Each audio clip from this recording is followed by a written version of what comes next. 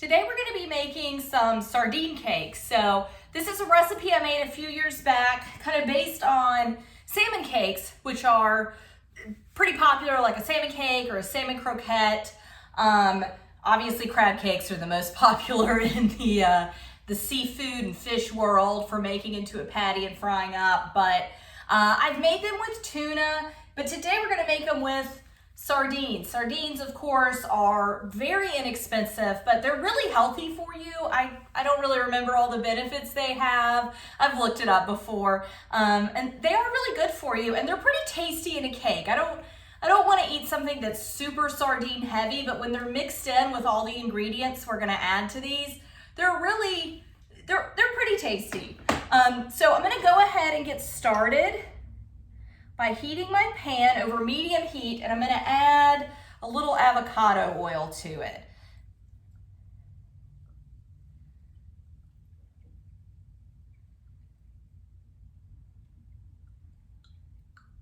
All right, and we're just pan frying them, so you really just want to coat the bottom, but you don't need, you need enough to coat the bottom, really, not any more.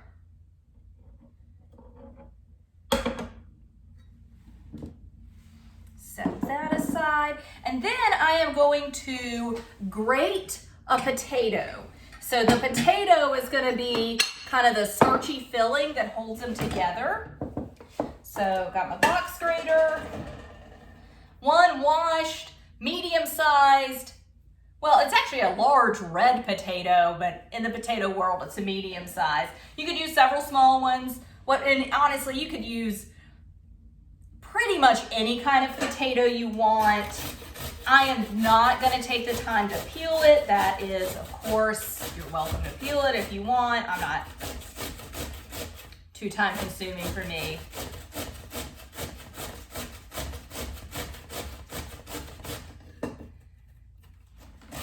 A waxy potato would work a little bit better in this rather than a floury russet, but if a russet's all you have, by all means, use it.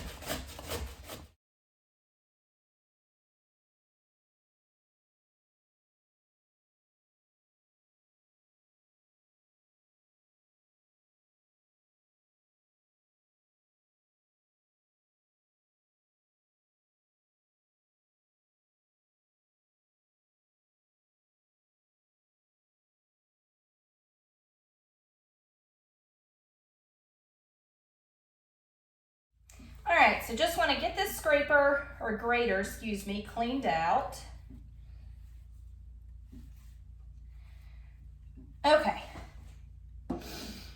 And then what I'm going to do is put all this in a strainer over a bowl, and that's just going to help there's a lot of liquid in this potato, and the cakes won't fry up very good with all that liquid. So that's going to help. I'm going to strain it, put some salt in it, and that'll help draw some of the liquid out, okay? So what I do, I just go ahead and I actually just go ahead and squeeze it. I don't know how well you can see that. Yeah, I think you can see that. There's a lot of liquid coming out already. All right, into the colander. Squeeze another handful.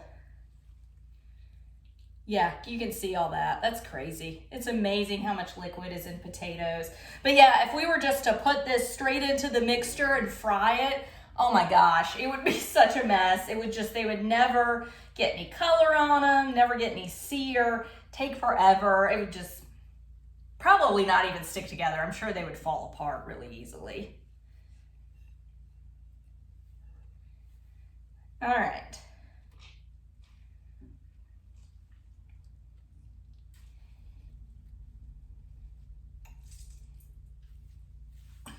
Okay, so I'm going to sprinkle these with salt, let them drain, and just kind of get cleaned up a little bit. Next, we're going to go ahead and peel 2 cloves of garlic and 1 shallot. So with this recipe, I like to just use items that I have on hand.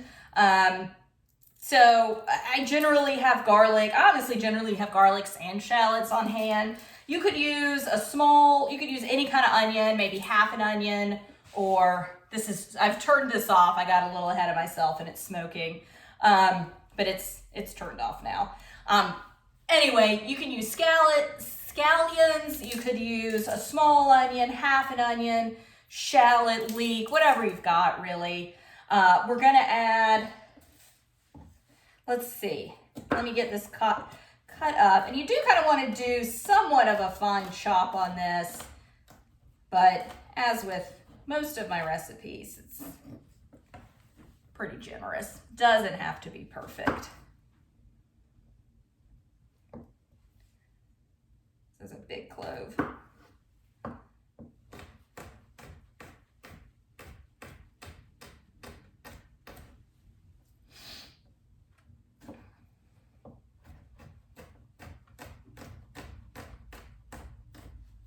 And then I'll just run my knife once or twice back through. I've got a couple of larger pieces in there.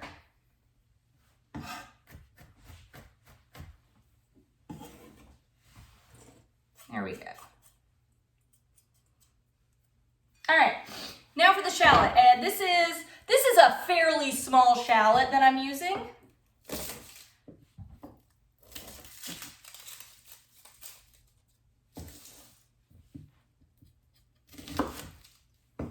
And again, we're gonna do a pretty fine dice on this, just like with the garlic, almost a mince, really, something quite small, because it is getting made into little cakes. Doesn't have to be perfect, just has to be small.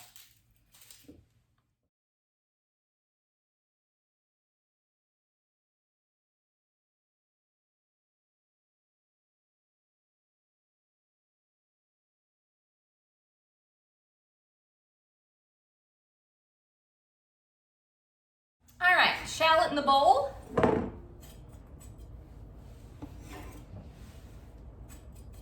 And then we're gonna add pepper. So what I'm actually using today are some strips of frozen peppers, mostly bell. There's a few poblano, a few jalapenos mixed in. I usually use one roasted red pepper, but I have all of these peppers from my, I'm estimating about a handful to be the required amount of one pepper. It's a little bit of a guess, but I feel pretty good about it. Anyway, these are just some peppers from my garden that were the very last ones I harvested. By the time I got around to harvesting these, I was pooped, tired of canning, kind of done with the summer garden, to be honest. You definitely get to a point where you're over it. And the easiest thing to do is freeze it.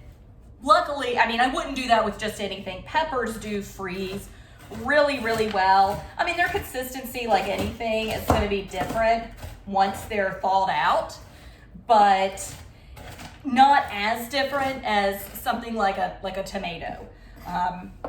So if you garden, just know peppers and okra both are two summer items that freeze just exceptionally well. They stay as close to their original shape as you could, or original texture, as you could hope out of a frozen vegetable. So they're mostly strips. The jalapenos in here are in rings. Like I said, it is primarily bell peppers, and they're green. They were green on the plants, and they were not going to have time to turn red before the frost came, so I just had to pull them green, which is fine. Like I said, I normally use a roasted red pepper for this, but you could definitely use a fresh pepper, any pepper you want. If you like spice, you could use, you know, a poblano and a couple of jalapenos. It's whatever you want, really. Okay, into the bowl. This is adding a little liquid, but I hope everything is all right. Didn't think about that until halfway to the bowl, I realized it. All right, and then finally, we're gonna I wanna get things on the cutting board finished up. So we are gonna add, not a lot, but just a little parsley, and that's just gonna freshen things up.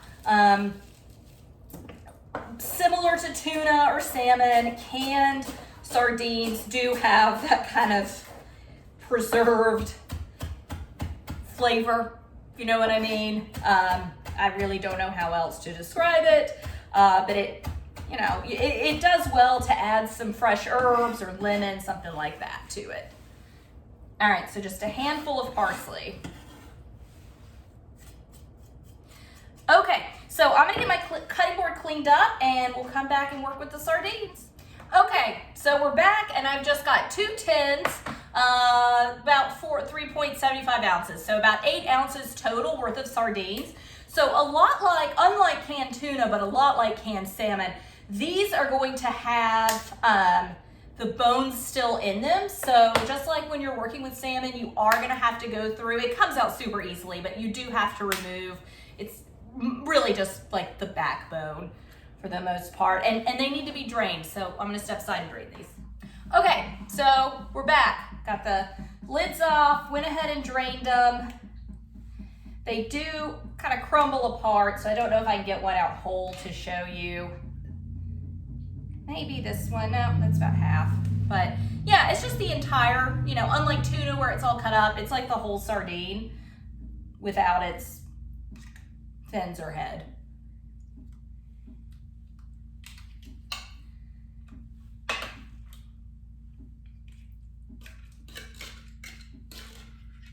Okay, so I am just gonna pick through these and get the bone out, and then just get the rest of it. You just kind of want to break it apart into small chunks. And so here, if you can see that, that's the backbone. Okay, so that's the part you're picking out. And then, like I said, just chunking it up.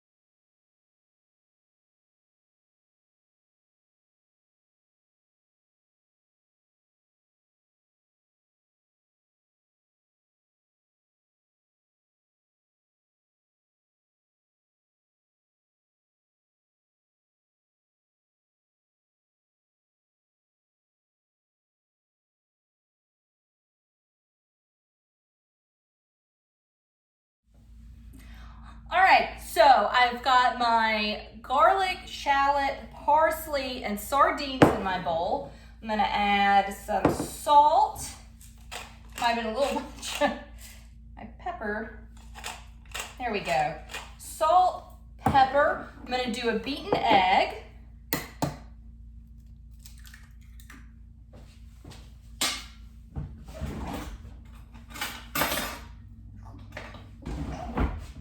Got his little shell. All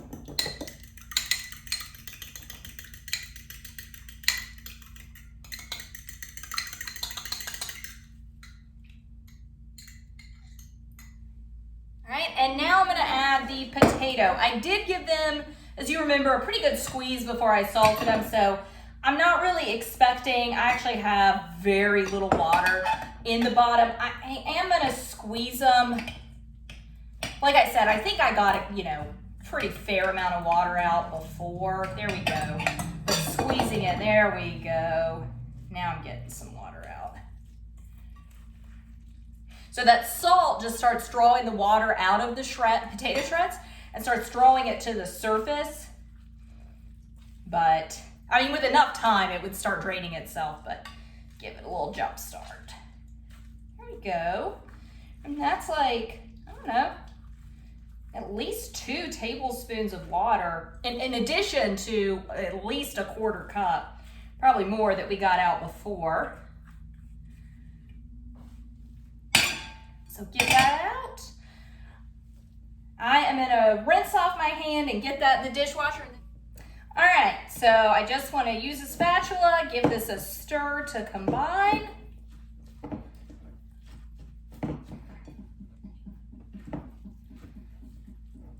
And you just want things to be evenly dispersed. Could have used a larger bowl. I think that's probably always how it happens though.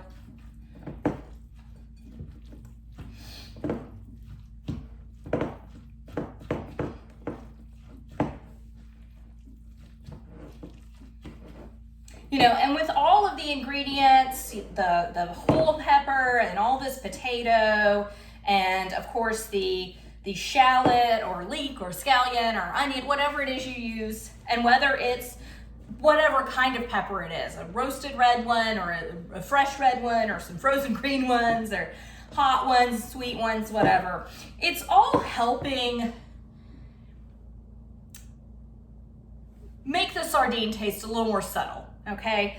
Just because it isn't a flavor that I eat that much, that I am that used to, it's not that I don't enjoy it, I just don't enjoy a large amount of it. I wouldn't want my main course to be sardine heavy. So for me, it's nice to kind of spread that flavor out a little bit, because it really can be, it can be pretty overpowering. So I'm gonna get my oil turned back on, grab another plate.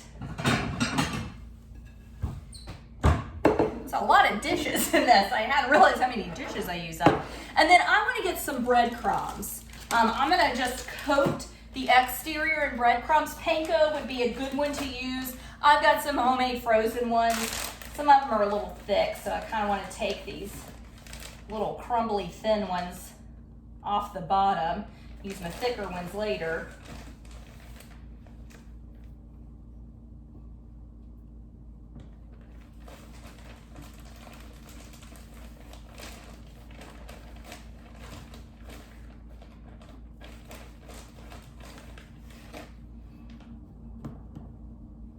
Pick out some of these big ones. There we go.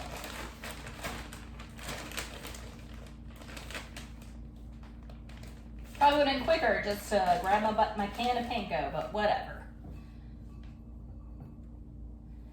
I'm this far into it. Gotta keep going. And if you didn't have a potato, you could definitely use breadcrumbs instead of potato. That would be fine. Okay, so I'm just gonna grab a handful. I'm not gonna try to score it like I would with a burger. It's just two of us eating this, so we're gonna have plenty to go around between two people. So I'm just gonna grab a handful. It's gonna make more than 4, so it would be kind of hard to try and pre-score it out in the bowl, All right. And yeah, these peppers, if you're using frozen peppers, you probably do want to thaw them out and drain them a little. I can tell this is a little wet and it's very cold, and that is definitely due to the peppers. So I'm gonna kind of try and wring them out as I make them. Whoops. Just like I said, I thought of it like I was already adding them to the bowl when I was like, shoot, these are gonna melt.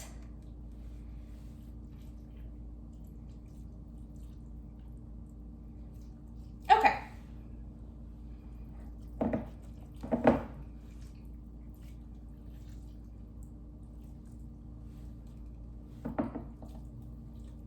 All right, last one. Goodness gracious, this is a lot more water than I thought it would be. Almost defeated the purpose of doing that to my potatoes. Okay, so I've got just a little bit left that I'm gonna scrape up and add to one. There we go. This one's kind of small. Add to it. Squeeze it out, and then I am just gonna go right into the breadcrumbs. They don't need to be like heavily coated in breadcrumbs. This is just gonna give a nice little crunchy exterior. You could fry them, I'm sure, without the breadcrumbs, and they would still be great, but I do like a cake with a little bit of crunchy exterior to it. And just kind of press it in, press it down. You don't want your edges. It's really easy to make your edges too thin and your center too thick. So I'm trying to avoid that. Okay. There we go. And I'm just gonna keep breading these up and frying them up.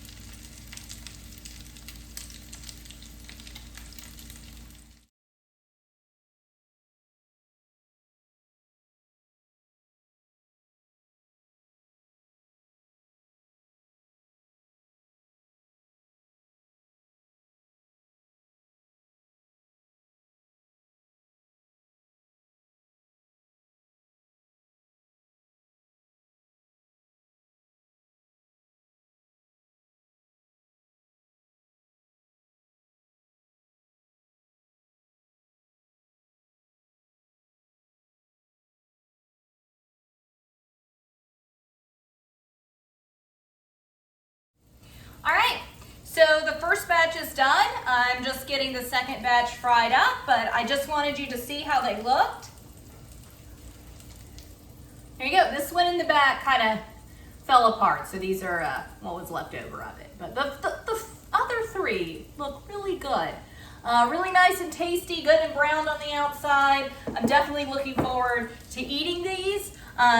They're full of some really tasty ingredients that are also good for you. So thanks for joining me. Bye.